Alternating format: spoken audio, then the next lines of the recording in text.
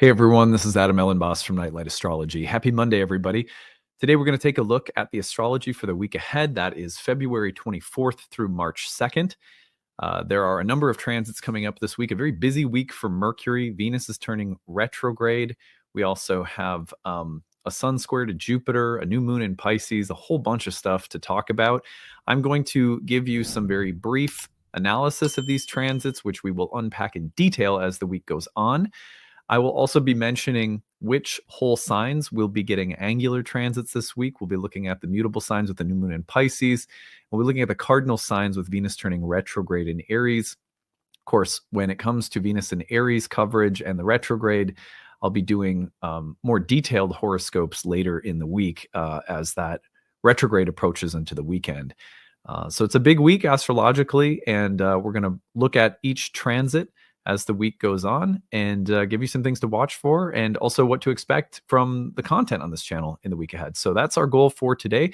Before we get into it, remember to like and subscribe. It really does help our channel to grow when you just take a second to like and subscribe to the channel. If you're not, it's obviously free to do so. You can find transcripts of any of these daily talks on the website, which is nightlightastrology.com, where you can learn about all the courses and different readings we offer. Be sure to check out the affordable reading service. There's tiered prices to make sure that we have budget-friendly options available. We have a great staff of readers you can check out and see the live events page for webinars coming up in March and April as well.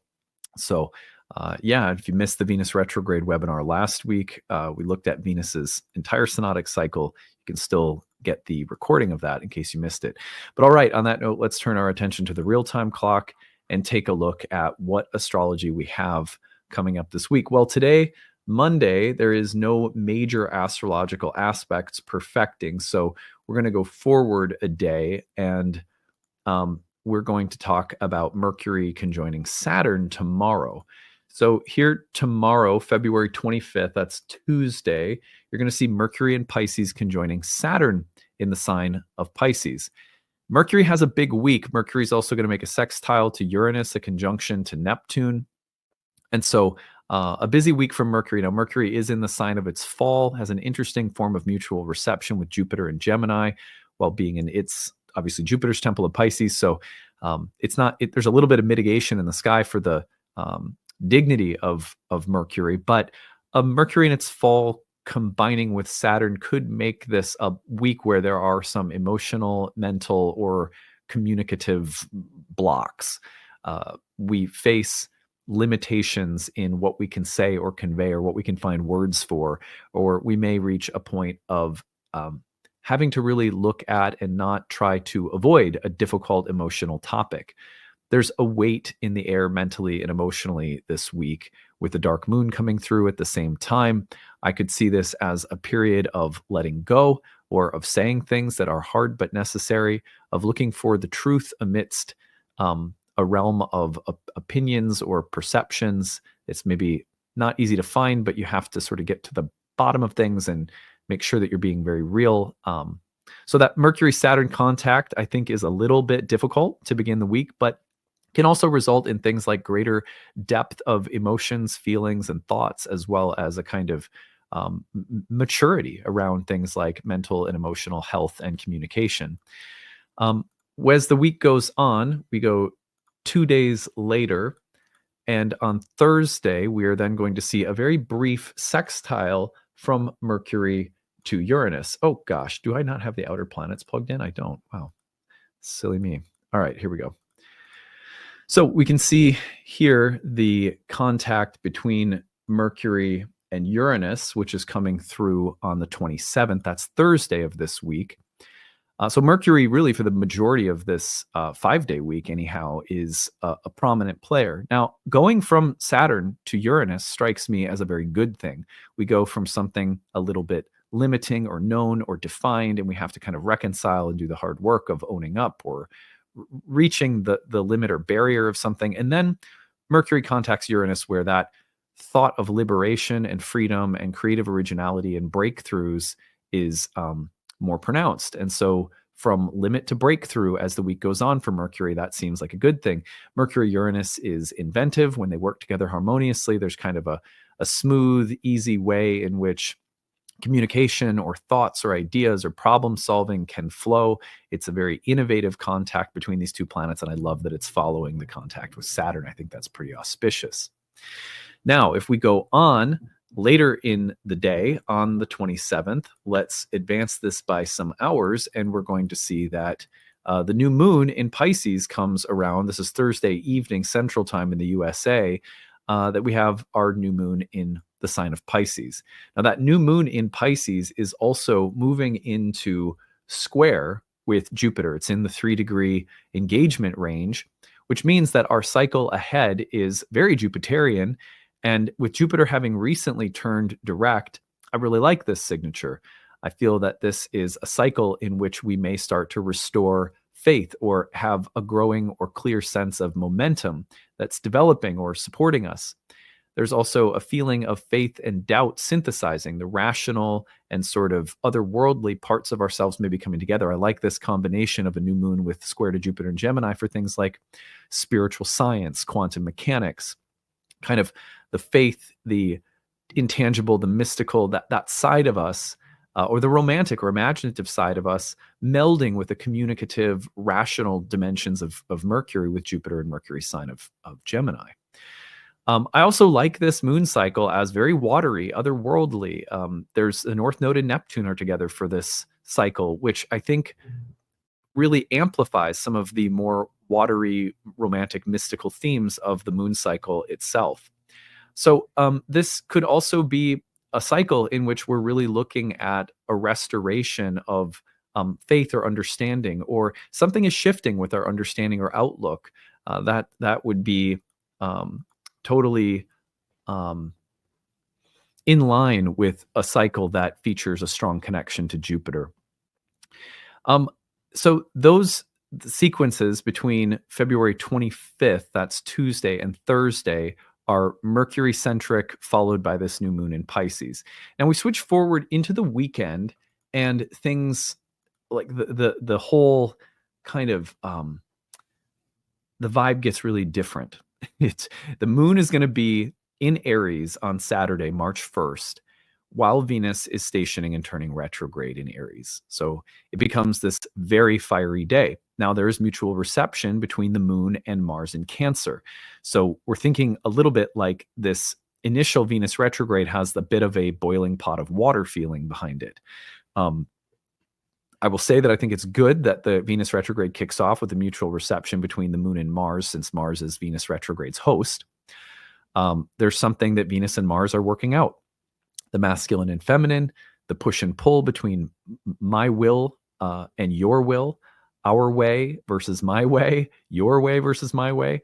There are definitely some tensions that might be quite emotional, and there might be a theme of emotional self-centeredness in the air, whether that's in ourselves or other people that we are dealing with. It could also be about things that we have to look at or address that are very emotionally charged, that have some background, things like marriage and family, with Venus being hosted by Mars in Cancer.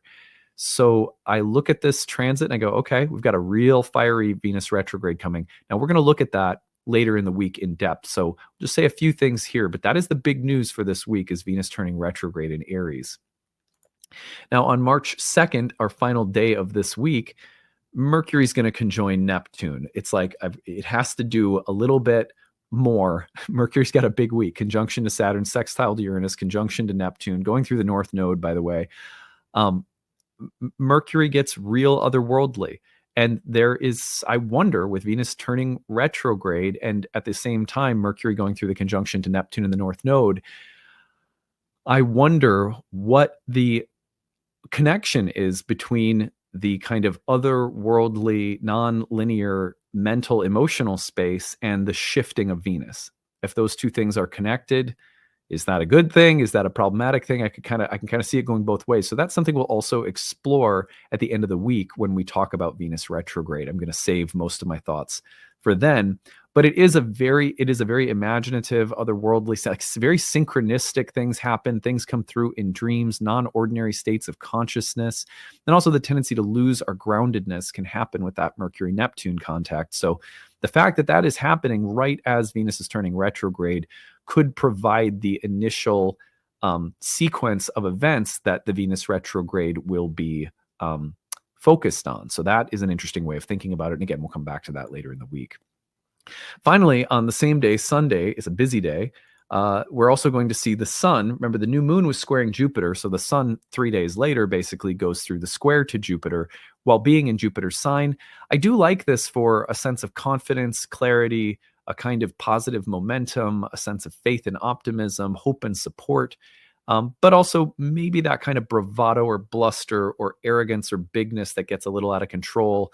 Does that contribute to the initial discord or conflict that Venus retrograde is bringing, or the kind of ungroundedness of Mercury Neptune? I don't know. I could see this being a day where loud and not necessarily grounded or real voices somehow create a little bit of conflict in key relationships, or spaces that become more disharmonious because of a kind of bluster or bravado, as well as an ungroundedness or a super idealistic, almost manic kind of quality.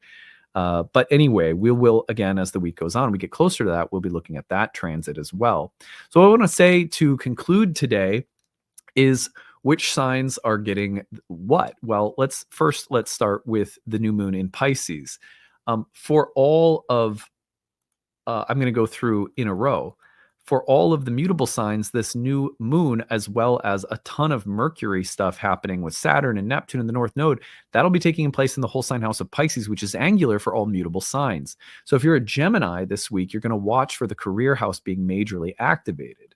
If you are a Virgo, your relationship house is getting major activation from these transits. If you are a Sagittarius, this is landing in the house of home and family, roots, living environment, ancestral karma, etc. And if you are a Pisces, this is happening in the house of identity, body, health, psychology, that process of individuation, of self-development that's indicated by the first house. Now, moving on to later in the week, the other signs that are getting major action this week in angular houses are going to be the cardinal signs with Venus turning retrograde. If you're a Aries rising, this is in the house of identity, body, your self-concept. And the fact that Venus is turning retrograde here could be something like a makeover on a personal or psychological level, but may have some overlap with your identity and how you relate to other people, Venus being retrograde in your first.